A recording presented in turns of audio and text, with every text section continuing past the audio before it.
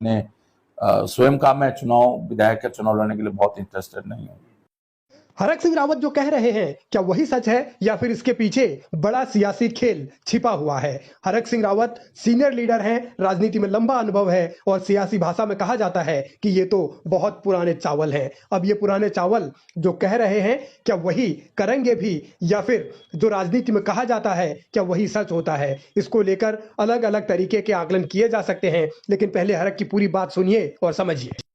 जहां तक मेरे चुनाव लड़ने का सवाल है, क्योंकि मैं बहुत इंटरेस्टेड, देखिए मैं एमएलए के चुनाव लड़ने के लिए ना 22 में इंटरेस्टेड था। जब मैं कांग्रेस में सम्मिलित हुआ तो मैंने स्वयं का मैं विधायक का चुनाव लड़ने के लिए बहुत इंटरेस्टेड नहीं हूँ। इसलिए नहीं हूँ कि अब आपने ध्यान दिया होगा, मैंने 12 में भी कहा था मैं मंत्री पद नहीं लूंगा। लोग कहते साहब आपने तो कसम खाई थी, फिर क्यों ले लिया? कई बार व्यक्ति अपने जो समर्थक होते हैं, क्षेत्र की जनता होती है, उसके सामने नतमस्तक हो जाता है। उस समय मैं रुद्रप्रयाग से विधायक था, सब लोगों ने, मैंने मंत्री पद नहीं लिया, 3 महीने बाद लिया। सब लोगों ने मुझ पर दबाव डाला कि भाई आप क्षेत्र का विकास करना है। मेरे समर्थकों ने दबाव डाला कि आप हमारे लिए मंत्री पद ले लो। तो मुझे अपनी जो एक तरह मैंने संकल्प लिया था मैं मंत्री पद नहीं लूंगा, मुझे लेना पड़ा।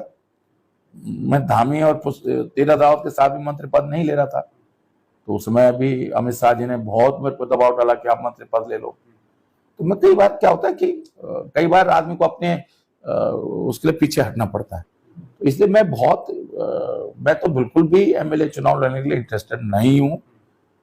हरक रावत एक तरफ तो कह रहे हैं कि उनकी विधानसभा का उपचुनाव लड़ने में या विधायकी का चुनाव लड़ने में कोई दिलचस्पी नहीं, लेकिन दूसरी तरफ वो ये भी कह रहे हैं कि कई बार जनता के दबाव में फैसले लेने पड़ते हैं, जो उन्होंने 2012 का जिक्र किया। यानी क्या हरक रावत अब दबाव की राजनीति कर रहे हैं? क्या जनता के प्रेशर का हवाला देकर अपनी ही पार्टी यानी कांग्रेस पर दबाव बना रहे हैं? वो ये भी कहते हैं कि 2017 में अमित शाह के कहने पर वो मंत्री बने।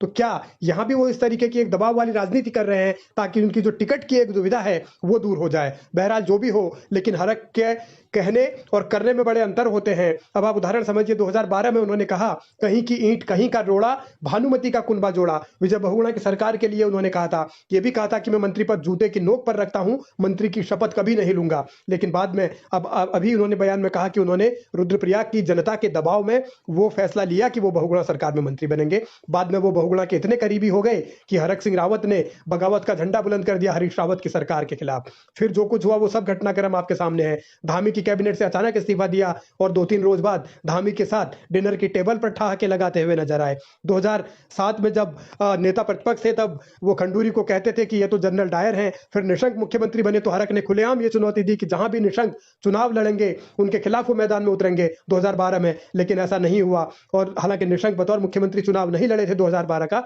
लेकिन हरक ने फिर निशंक के खिलाफ लड़ने से मैदान छोड़ दिया और वो रुद्रप्रयाग से चुनाव लड़े। अब केदारनाथ में जब उपचुनाव हो रहा है तो उनके अलग अलग दिनों में अलग अलग बयानों के मायने भी बहुत अहम हो जाते हैं। सवाल यही है कि हरक सिंह रावत चाहते क्या हैं और करने वाले क्या हैं।